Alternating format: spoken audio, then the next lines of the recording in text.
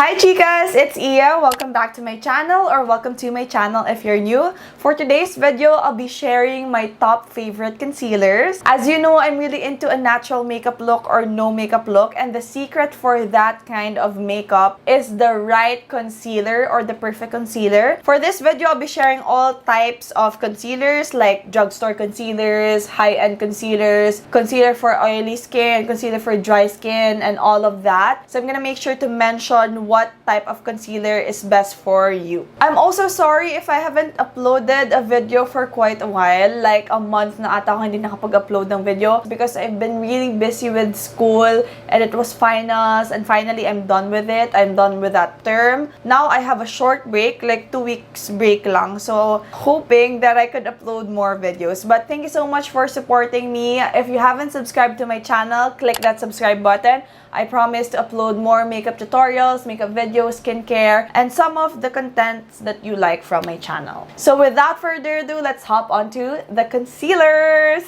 Okay, so here are my concealers. These are the concealers that I really love to use. And iisa-isahin natin siya. So let's start with my top 1 concealer, my most favorite concealer. And this is the NARS Radiant Creamy Concealer. This is the #1 concealer in the US. This multi-purpose must-have brightens, corrects, and perfects with creamy, medium to buildable coverage and a natural radiant finish. So I have mentioned a while ago that I really love a natural makeup look, and it's the reason this is my #1 concealer because it really gives you that natural finish. Actually, mauubos ko na siya because this is really my go-to concealer. And what I really love about this concealer is that it's perfect for my dry skin type. Sometimes I can get very dry at this part of my eyes, and whenever that happens, I just grab this NARS Radiant Creamy Concealer. So if you want to know my shade, I am in the medium 1.5 Macadamia. I know it might be a little pricey compared to other concealers, but this is definitely worth it. So when you have those days na gusto mo lang maging presentable, like ayaw mo yung parang mapapansin ng mga tao na may makeup ka, you want it to be like a no makeup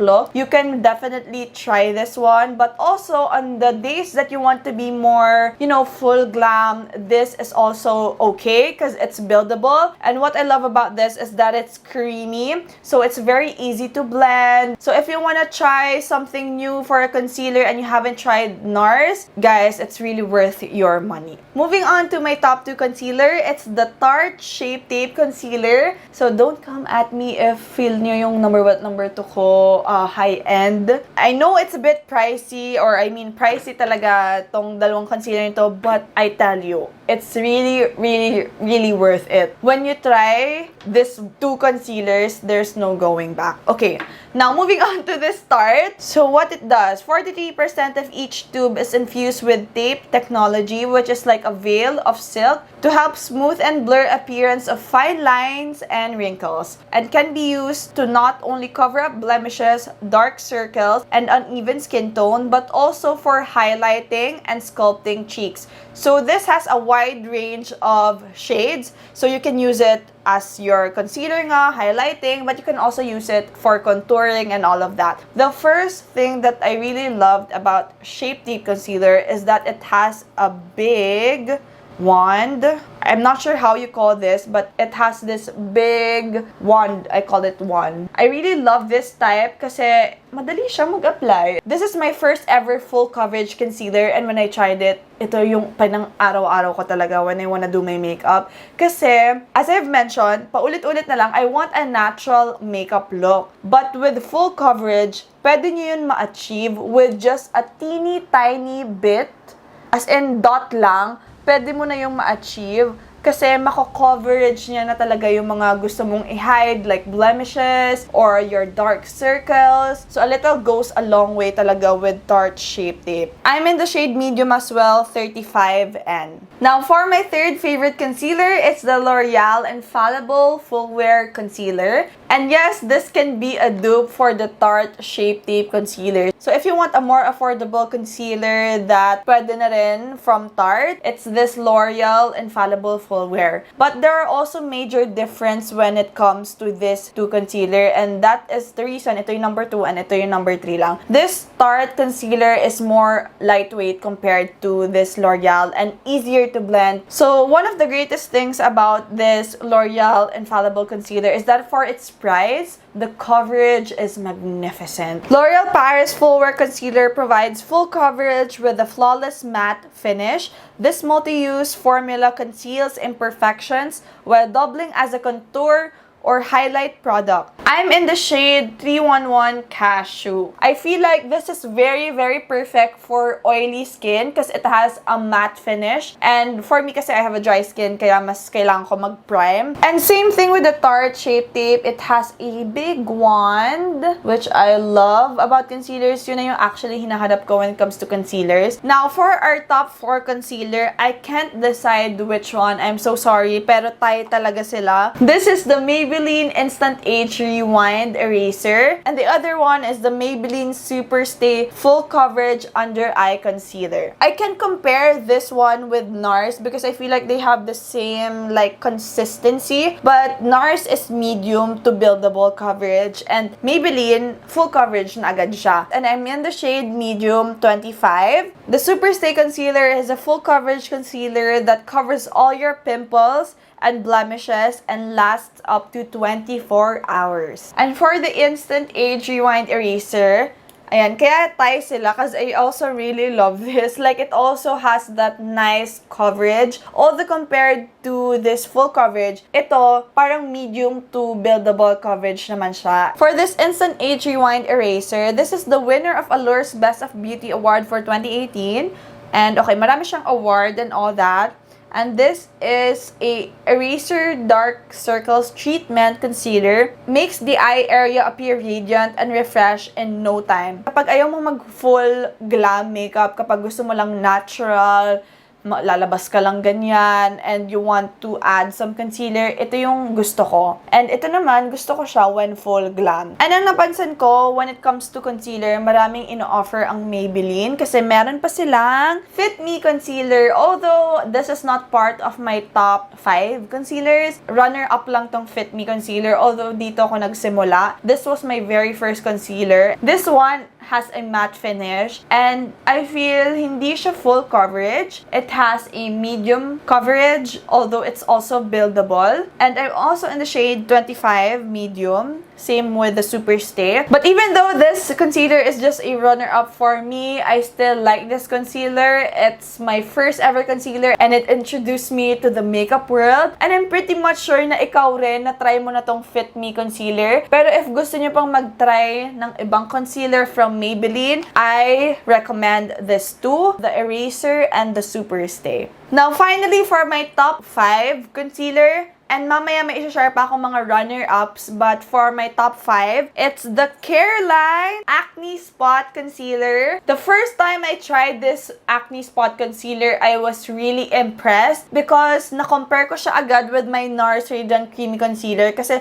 halos same yung consistency nila. And of course, this also has that radiant finish, which I love about concealers, especially because I have dry skin. And this is also not just a concealer, but it also helps with your acne kasi meron siyang ingredients na tea tree oil. So I tried this concealer with one of my pimple. And I'm not gonna say na wala yung pimple and all, pero na-cover up niya nicely yung pimple. Like, alam nyo, kapag may concealer ka and may gusto mong i-cover na pimple, hindi siya nag-work. Nagpipeek through pa rin yung pimple mo. But itong Careline, very nice talaga siya. And diba, sobrang ganda na aside from covering up your pimple, there are ingredients in this concealer that helps you remove it. Because I have this tendency when I have pimples, I don't wanna do makeup. Kasi I feel like mag-worsen yung pimples ko or like yung acne ko. This is a game changer. So there are 3 shades, Cafe, Oriental, and Natural. So I'm in the shade Natural kasi yung Cafe and Oriental is either too dark for me or too light. Although one thing that I'm not sure about this, if it's buildable. Because I haven't tried doing a full glam makeup with this care line. But if you're the type like me who just goes for that natural makeup look, or kapag gusto mo lang lumabas and be all presentable and all that, you can just grab this care line concealer and you're good to go. I'm giving you more options, and these three are concealers that I have tried. Yung pinakita ko na sa inyo kanina, yung Fit Me concealer, this is my number one, my first runner-up, and I'm the shade medium. And the second runner-up is this, the SEM Cover Perfection Tip Concealer. I feel like I got the wrong shade. I got 1.75 and it's so light for me, but it has a very nice coverage. Like if I got the right shade, feel ko maganda rin siya. This is like medium to full coverage concealer. Ayan, try natin i-build up. Yep, it's buildable, but ang puti niya sa aking hand.